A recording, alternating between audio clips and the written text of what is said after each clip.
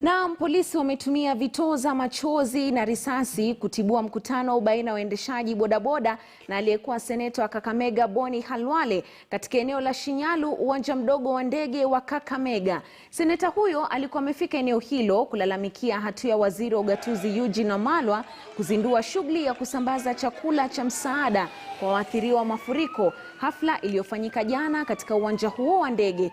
Khalwale alisema baadhi ya wenyeji wamenyimwa chakula hicho na barakoa. Wanahabari pia hawakusazwa na virungu vya polisi.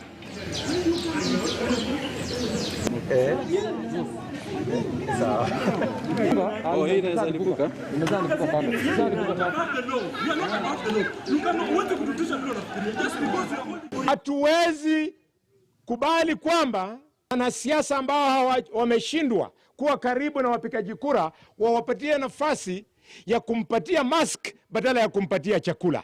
Sisi wote tuko na mask. Kitu ambayo hatuna ni chakula.